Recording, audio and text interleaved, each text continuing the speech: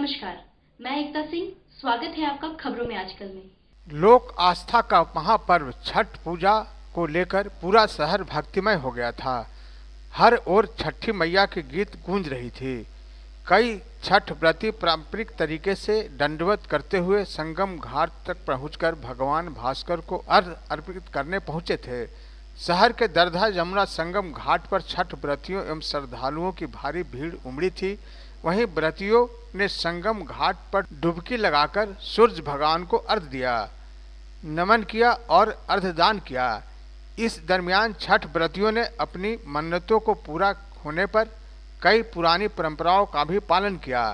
इस मौके पर प्रशासन की ओर से सुरक्षा की कड़ी व्यवस्था की गई थी। जगह जगह पर सीसीटीवी कैमरे और एसडीआरएफ की टीम को भी लगाया गया था। वहीं ड्रोन कैमरे से लगातार मॉनिटरिंग भी की जा रही थी।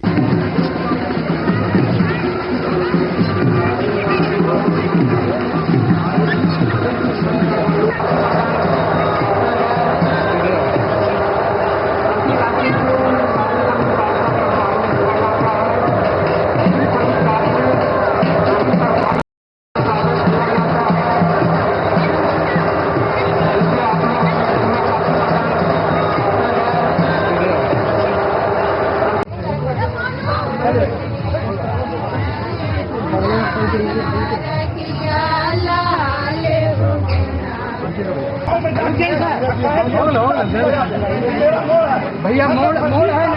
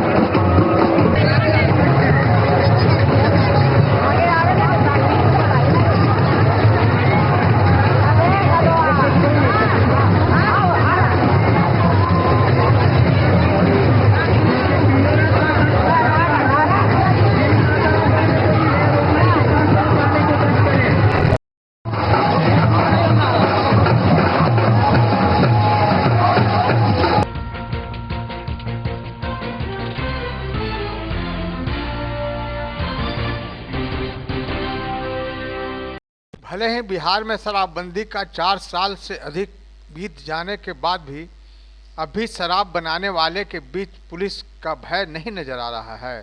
ताज़ा मामला नगर थाना क्षेत्र के बभना महादलित टोला का है, जहां खुलेआम शराब बनाने का धंधा बेरोक टोक वर्षों से चला आ रहा है।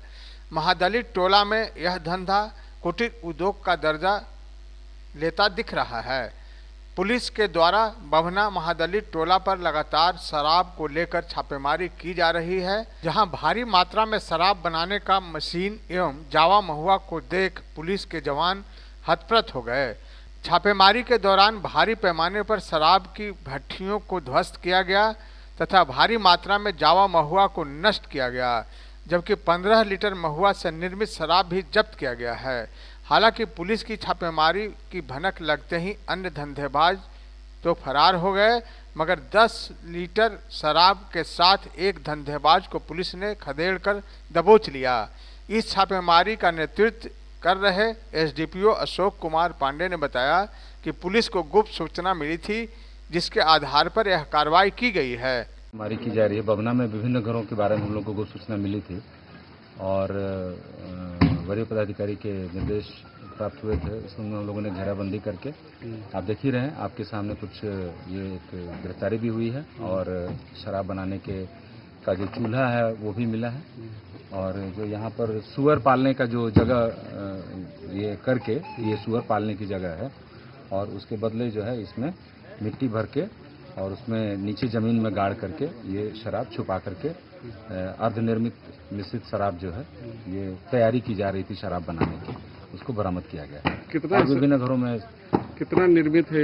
ये करीब 1000 लीटर से ऊपर हम लोगों ने इसका निकालने के क्रम में जो ये विनष्टीकरण हुआ है, और जो शराब नहीं थी अर्धनिर्मित शराब अभी बनाने की तैयारी चल रही थी, और करीब 15 लीटर शराब करीब बरामद हुआ है, जो कि विभिन्न घरों से बरामद हुआ है। ये अभियान भी हुई किसी के गिरफ्तारी एक हुई है। ये अभियान और भी आगे जाएगा? 10 लीटर के साथ एक व्यक्ति की गिरफ्तारी हुई है। इस तरह का अभियान और भी आगे चलता रहेगा? अभी और चलता रहेगा, ये लगातार अभियान जारी है।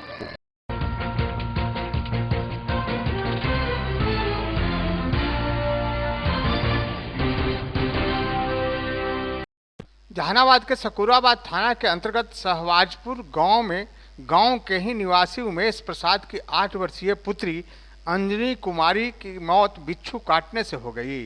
परिजनों ने बताया कि मृतक अंजनी कुमारी अपने घर के पास ही खेल रही थी, तभी बिच्छू ने उसे डंक मार दिया। तब घर पर जाकर अंजनी ने अपने परिजनों को बताया। परिजनों ने आनन फानन में उसे सबसे पहले झाड़ फूंक कराने के लिए कई जगह ले गए, लेकिन हालात बिगड़ता देख उसे सकूराबाद रेफरल अस्पताल में भर्ती कराया गया, जहां पर इलाज के बाद बेहतर इलाज के लिए जहानाबाद सदर अस्पताल रेफर किया गया। लेकिन परिजन अस्पताल ना ले जाकर फिर उसे घर लेकर चले गए, लेकिन हालात और ज़्यादा खराब होने के बाद परिजनों द्वारा अंजलि को जहानाबाद अस्पताल लाया गया, जहां पर डॉक्टरों ने देखने के बाद अंजलि को मृत घोषित कर दिया। मौत की खबर जानने के बाद परिजनों में कोहराम मच गया। छठ पूजा के दिन 8 वर्षीय मासूम की मौत की खबर मिलते ही परिजनों के साथ साथ ग्रामीणों में भी मायूसी छा गई है।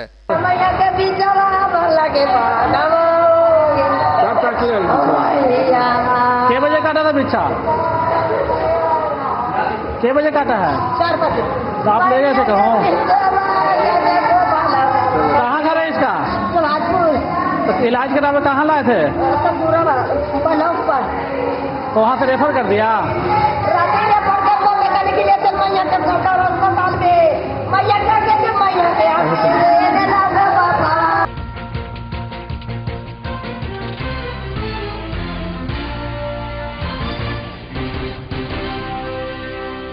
जहानाबाद व्यवहार न्यायालय स्थित जिला विधिक सेवा प्राधिकार कार्यालय में जिला विधिक सेवा प्राधिकार के स्थापना दिवस के मौके पर प्रदर्शनी सह जागरूकता कार्यक्रम का आयोजन किया गया। प्रदर्शनी कार्यक्रम का शुभारंभ विधिक सेवा प्राधिकार के सचिव, जिलाधिकारी सह विधिक सेवा प्राधिकार के उपाध्यक्ष, पुलिस अधीक्षक आदि ने संयुक्त रूप से दीप प्रज्वलित कर किया। विधिक सेवा प्राधिकार के जिला सचिव ने कहा कि आर्थिक रूप से कमजोर एवं निसहाय लोगों को निःशुल्क कानूनी सहायता प्रदान की जा रही है। अलग अलग प्रखंडों में पैनल अधिवक्ता पीएलबी डोर टू डोर लोगों को जागरूक कर रहे हैं। यह कार्यक्रम 14 नवंबर तक आयोजित की जाएगी। आम लोगों को सरकारी योजनाओं के बारे में बताया जा रहा है। उन्होंने कहा कि राष्ट्रीय विधिक सेवा प्राधिकार के निर्देश पर जिले भर में जागरूकता अभियान चलाया जा रहा है। आम लोगों को कानूनी एवं सरकारी योजनाओं की जानकारी दी जा रही है। आज़ादी के अमृत महोत्सव के अवसर पर पेन इंडिया कैंपेन के अंतर्गत प्रदर्शनी कार्यक्रम का आयोजन किया गया है, जहां प्राधिकार की संरचना, उद्देश्य तथा निःशुल्क कानूनी सहायता प्राप्त करने वाले व्यक्तियों की पात्रता सहित अन्य बिंदुओं पर विस्तृत चर्चा की गई है।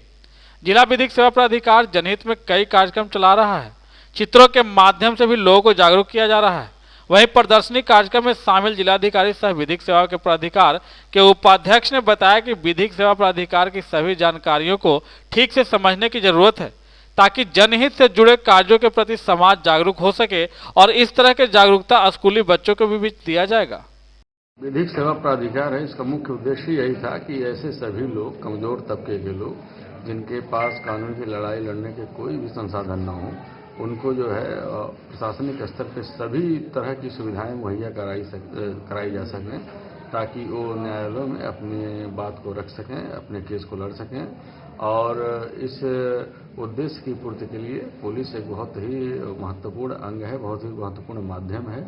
जैसे कि हम लोग चाहे गवाह सुरक्षा योजना की बात हो या फिर विटनेस लोगों को प्रोड्यूस करने की बात हो और विक्टिम कंपनसेशन स्कीम की बात हो, किसी भी चीज़ की बात हो, तो ऐसे सभी वर्ग के लोगों को जिनको आवश्यकता है विधिक हेल्प की, लीगल एड की, उसको उपलब्ध हो और उसमें उसको किसी भी तरह की कोई दिक्कत ना आए, कोई परेशानी ना आए और उसको न्यायालय के दरवाजे तक पहुंचा के त्वरित न्याय उसको दिलवाया जाए। इसके लिए प्रयासरत हमेशा रहते हैं और पुलिस इसमें महत्वपूर्ण भूमिका निभाती है। जिसका उद्देश्य है कि आम आदमी को कैसे न्याय तक पहुंचाया जाए, उसको न्याय हासिल हो, कहीं ऐसा ना हो कि वो निराशा और हताशा की स्थिति में गलत हाथों में चला जाए और गलत कोई आदमी गलत उद्देश्य से उनका उपयोग करना शुरू कर दे। आप लोग संज्ञान में होगा कि बहुत सी घटनाएं ऐसी घटती रहती हैं। तो इस व्यवस्था में, इस विधि व्यवस्था में किस तरह से सामान्य से सामान्य आदमी को हम लोग शामिल कर सकें और उनमें विश्वास जगा सकें, इसी उद्देश्य से हम लोग जो है जिला विधिक प्राधिकार सेवा प्राधिकरण जो है हमारा कार्य कर रहा है।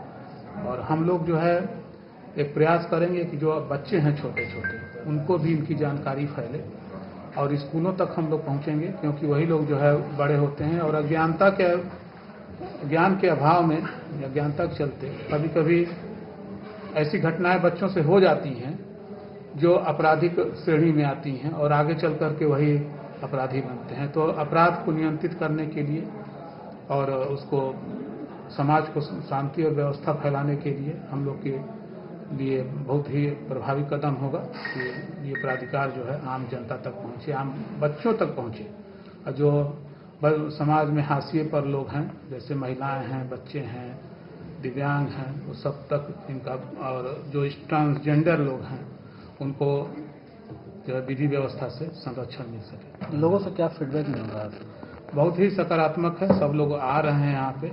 और आप लोग गांव में देखे होंगे, कभी भी आम से आम आदमी भी कहीं विवाद होता है तो कहता है मैं कोर्ट कर दूंगा, मैं पुलिस के पास चला जाऊंगा। यही हम लोग की जो हमारी व्यवस्था है, यही उसका जो है बल है कि आम आदमी हमारी व्यवस्था में, हमारी पुलिस में, हमारे पुलिस प्रशासन में, हमारी विधि व्यवस्था में विश्वास रखता है। हमारी जो स्टेट की जो लोकतांत्रिक व्यवस्था है उसमें विश्वास रखता है। को जागरूक करना, पीड़ित असहाय जो भी व्यक्ति हैं जो कानून के लगता है कि उनको खर्च हम वहन नहीं कर सकते हैं, न्याय पाने में जो उनको समस्या आती है, अधिवक्ता का फीस नहीं दे पाएंगे, कोर्ट का खर्च नहीं दे पाएंगे, उन लोगों को हम लोग यहाँ व्यवस्था करते हैं, देते हैं। उनके लिए फ्री लीगल एड है, फ्री लीगल एडवाइस है और विक्टिम अगर है तो उसके लिए विक्टिम कंपनसेशन स्कीम के तहत मुआवजा दिया जाता है। एसिड अटैक का कोई विक्टिम है उनके लिए किया जाता है, सीनियर सिटीजनशिप के लिए, सबको लिए यहाँ पे फाइनल लेयर और फ्री लीगल एड देते हैं पैनल लेयर के माध्यम से।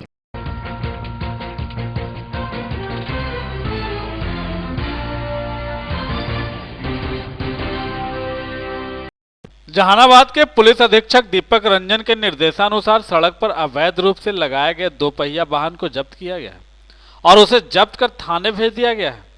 हम आपको बताते चले कि जहानाबाद पुलिस अधीक्षक के निर्देश पर जहानाबाद ट्रैफिक इंचार्ज अजीत कुमार राय एवं नगर थाना में पदस्थापित धर्मेंद्र कुमार ने संयुक्त रूप से यह अभियान चलाया। इसके बारे में ट्रैफिक इंचार्ज अजीत कुमार राय ने बताया कि पुलिस अधीक्षक महोदय के आदेशानुसार जाम से निजात पाने के लिए यह अभियान चलाया जा रहा है। शहर में अक्सर देखा जाता है कि लोग सड़क किनारे गाड़ी खड़ा कर घंटों समय के लिए कार्य करने के लिए चले जाते हैं, जिसके वजह से आने जाने वाले लोगों को काफी परेशानी होती है, साथ ही साथ वाहनों की लंबी कतारें लग जाती है। इसी के मद्देनजर जहानाबाद के राजा बाजार रेलवे अंडरपास के निकट यह अभियान चलाया गया। बेवजह काफी देर तक जिसने भी अपना मोटरसाइकिल लगाया उसे ट्रैफिक पुलिस अपने कब्जे में लेकर पिकअप वैन के माध्यम से थाना भेज दिया। गाड़ी मालिक अब थाना जाकर अवैध रूप से गाड़ी पार्किंग करने का चालान जमा करेंगे और अपना गाड़ी वापस लेंगे। बाजार में भीड़ भाड़ बढ़ा हुआ है, छठ पर खरीदारी को लेकर के सब जगह लोग जहाँ तहाँ गाड़ी लगा करके रास्ता जाम करते रहे हैं। इससे पर्व करने वाले को ही दिक्कत है और पुलिस अधीक्षक साहब का सख्त आदेश प्राप्त हुआ है कि हर जगह रास्ता क्लियर रखना है, कहीं किसी बस जाने में दिक्कत नहीं हो। तो उसी उद्देश्य के तहत जो रास्ता पर मोटरसाइकिल लगा करके रास्ता जाम किए हुए थे उसको हम धर्मेंद्र बाबू टाउन थाना के उनके साथ सीज करके गाड़ी को थाने भिजवा रहे हैं। इस पर कार्रवाई करने के बाद अवैध पार्क रूट पे लगा हुआ था, अवैध पार्क यहाँ पे अंडरपास से पहले ये सब अवैध पार्किंग लगाए हुए थे, जिससे गाड़ी निकलने में दिक्कत हो रहा था। ठीक।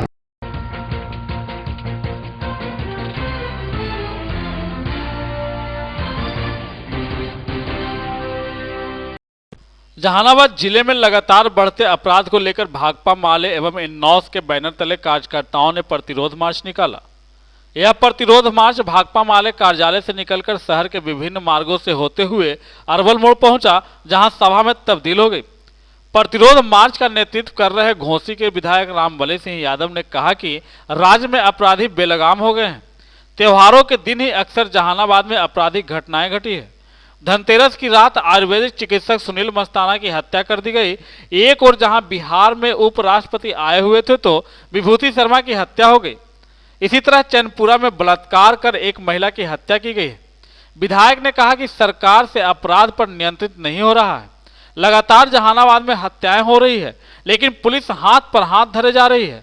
उन्होंने कहा कि शहर के निजामुद्दीनपुर मोहल्ले के समीप 21 अक्टूबर को सिपाही विभूति शर्मा की सरेआम हत्या कर दी गई थी और कुछ ही दिनों बाद उसी रोड में आयुर्वेद चिकित्सक सुनील कुमार मस्ताना की हत्या कर दी गई थी। लेकिन पुलिस अभी तक इस घटनाओं में संलिप्त अपराधियों की गिरफ्तारी नहीं कर सकी है। अगर पुलिस यथाशीघ्र अपराधियों की गिरफ्तारी नहीं करती है तो भाकपा माले आगे भी इससे बढ़कर आंदोलन करेगी। और त्योहारों के दिन ही अक्सर जहानाबाद में घटनाएं घटी है। सुनील मस्ताना की हत्या धनतेरस के दिन हो गया। इसी तरह से जब हमारे देश के राष्ट्रपति आ रहे थे, बिहार में भी आए हुए थे, और ठीक उसी समय पवन शर्मा की हत्या हो गई। इसी तरह से देखिए कि चैनपुरा में बलात्कार की, सामूहिक बलात्कार की घटना घटी है। तो ये पूरे जहानाबाद अपराधियों के चंगुल में है और प्रशासन लापरवाह है। अभी तक सुनील मस्ताना और पवन शर्मा के हत्यारों को गिरफ्तारी नहीं हुई है। चंदपुरा के बलात्कारियों को गिरफ्तारी नहीं किया गया है और इसीलिए आज छठ के अवसर पर हम लोग सचेत हैं और सरकार को और यहाँ के प्रशासन को हम चेतावनी देने आए हैं कि आज छठ है, आप इसको मुस्तैदी के साथ आप विधि व्यवस्था को दुरुस्त कीजिए। लेकिन हम लोग अभी देख रहे हैं, अभी हम लोग गए थे काको के छठ घाट जहाँ होता है और अभी तक वहाँ देख रहे हैं कि बैरिकेडिंग नहीं है। वहाँ अभी हम देख रहे हैं कि कोई बोर्ड की व्यवस्था नहीं है और वहाँ डीएम, एसडीओ और यहाँ के सांसद खूब जाकर के उन्होंने प्रचारित किया कि ये निर्देश दे दिए हैं। तो इस तरह से हम देख रहे हैं कि पूरी प्रशासन यहाँ लापरवाह है और इसलिए प्रशासन अपनी प्रशासनिक विधि व्यवस्था को दुरुस्त करे और ये त्योहार के अवसर पर यहाँ के आम आवाम को स्वतंत्र होकर के जो है त्योहार मनाने का अवसर प्रदान करे और इन हत्यारों को, पवन शर्मा और सुनील मस्ताना के हत्यारों को अविलंब सरकार गिरफ्तार करे, चंदपुरा के बलात्कारियों को सरकार गिरफ्तार करे।